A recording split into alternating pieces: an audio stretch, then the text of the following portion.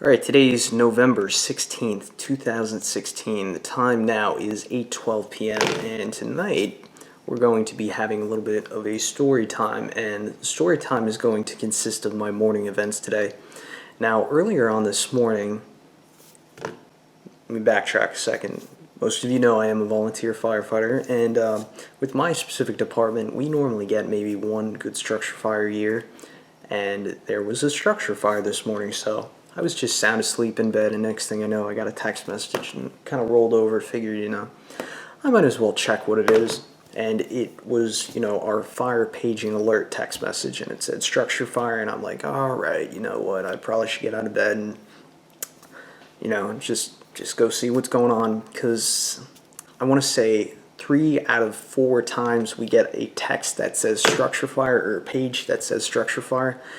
It's normally, or most of the time, it's a false alarm. It could be a neighbor misinterpreting smoke coming from the house as a fire when it's actually, paint fumes or somebody cooking or something along those lines. So, yeah. So I roll out of bed, I throw some pants on, throw some shoes on, and go out to my truck, start it up, turn my radio on outside, and, I start driving towards the incident, and next thing I know, I hear on the radio, one of the chiefs arrives on scene. They say, we have a confirmed fire in the 3-4 corner on the second floor of a 2-story residential structure. I'm like, all right, we got a fire. Don't really know how big it is. You don't know what's going on when you're going into it. You don't know if you have victims trapped. You have no idea what you're going into. So I, of course, respond down the road. I pass the street. I turn back around. And as I was pulling into that street, you could see just flames shooting out of the second-story window of this house, right? And, yeah, so I pull past that house. I park at a neighbor's house. The nearest one I could find was like a quarter-mile away, which kind of sucks, but you cannot block that road because you need to get the fire apparatus in there. I just drove my personal vehicle in there. So I park in the neighbor's driveway. I'm getting dressed as quick as I can. Adrenaline's pumping right there. And so seeing that I was a quarter-mile away, I kind of realized that I had 2 decisions. I could either run towards the scene, and I kind of figured, if I ran towards the scene, I'd be out of breath. I wouldn't be much help. I wouldn't be thinking clearly. So I figured my best option would be, and the wise option would be to walk towards the fire, and that's what I did. I walked a quarter-mile, and as I was walking, I made sure that I was dressed properly, made sure my radio was positioned right, made sure my pack was tight. So in that quarter-mile, I made that productive, and then when I stepped foot in the driveway, which the driveway was probably like 200 feet, stepping in the driveway, I said a little prayer. I'm not religious, but just when you're walking into something like that, just seeing flames blowing out and you have no idea what you're going into, it's like you got to do something to calm your nerves. And I don't know what it is. Like, it seems to become common amongst a lot of people when they're going through a traumatic event, or they're about to enter something where they think it could possibly be a life-ending situation. They do something of a prayer for maybe good luck or reassurance or just calm them down. So I did that, and then as I was walking down the driveway, I saw 1 or 2 of our members of my fire department, and I just tapped them on the shoulder. Hey, be safe in there. Just let everybody know that I have their back and whatnot. So yeah, so got to the front door. One crew had already gone into search. As I pretty much got to the front door, one of the first arriving engines pulled up. I gave him a hand stretching, 2 hand lines into the second floor.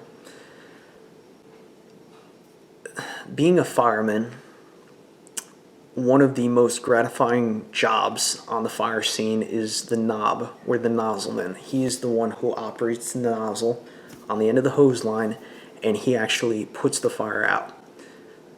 Last big fire my fire department had, I was fortunate enough to be the nozzleman, and I did a great job, and I felt very gratified afterwards. But this fire, there were 2 people that already grabbed the nozzle, and I was kind of disappointed, but I still kind of figured that, there's still plenty to do. So I chose a less important job.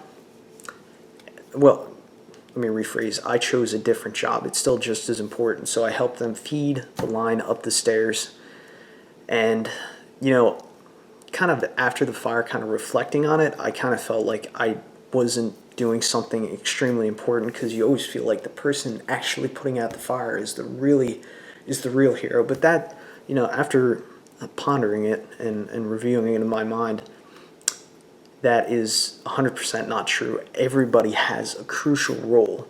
Everybody relies on each other. So my job of helping get the line up the stairs was just as important as the nozzleman, because without me, he wouldn't be able to put out the fire because he couldn't get the hose up the stairs. So yeah, after we got the lines up the stairs, by that time there were like 10 people standing around. That's something that we try to avoid on the fire scene, but it normally happens. You get everybody that wants to rush inside and you know, get on the line and start pulling things down, when in fact they really should be spread out, and the resources should be spread out doing various tasks.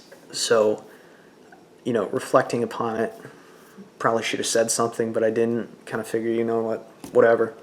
So me and another firefighter, we decided to do a primary search on the second floor where the fire was not. So we go into the hallway down the left, the fire was down the right, and we did a primary search. We ended up in a bedroom. It was a ton of junk in there. You know, we trained for this, but every time you go into a house and it's just black, it's so easy to get disoriented. We use a technique of called a left or right-handed search. So we did a left-handed search. You know, I was right behind him holding on to his foot. You know, we were in good verbal communication. We checked all around that room. We didn't find anything. Checked under the beds for pets or anything. And it was just pitch black in there, man. So we did our primary. We come back out of the room, and we couldn't go down the other... Well, we could have gone down the other way, but there were just like so many people standing around. We figured he'd kind of part ways, and then I kind of left the inside of the house because it looked like they had the hand lines in control. So I figured, all right, let me see what else I can do. There's a ton of other important jobs. You can stretch ground ladders on the outside of the house, which I assisted doing. If you need to get another hose line in there or to the outside of the building, you can do that, which I also helped stretch an exterior line because the part of the siding was starting to go up. So there's that. And then also very important, you need to set up a supply line, and that's also what I helped do. So in my opinion, what makes the difference between a good firefighter and a great firefighter is a good firefighter will get a job done, but a great firefighter will always have an eye out looking for what other important tasks need to be done. So again, although I wasn't on the glorious knob, I did all these important other tasks that really helped made that incident go as smoothly as possible. I also want to talk about another thing. In my fire district, we have one or two streets, maybe 3 streets, that do not have fire hydrants. Now, for those of you that aren't too familiar with fire hydrants, they're those red or white or green things that stick out of the ground.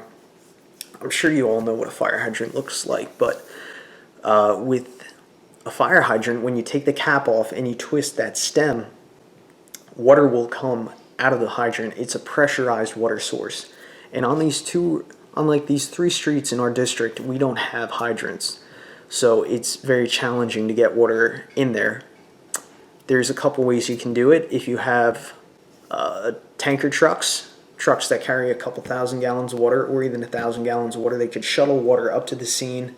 There's little makeshift swimming pools that fire departments can use to shift around, and they can fill that up with water, and then the supply or the interior attack engine can then suck that water out and transfer it into the fire.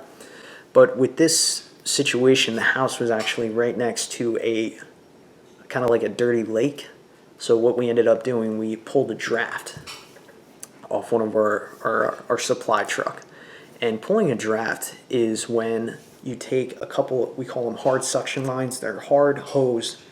They're a little clear, and there's a screen on the bottom of it, and that screen goes into the lake, and that hose gets connected to the fire engine, And on the controls to the fire engine, there's a button or a switch or a lever that normally says primer.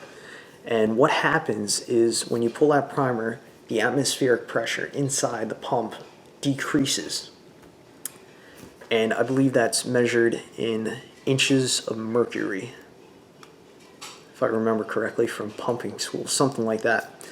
So yeah, you lower the atmospheric pressure inside the pump, and then the water will naturally want to travel to that lower pressure. So the outside higher pressure is kind of pushing that water into the pump, and that's kind of how a draft works. It's not like a suction.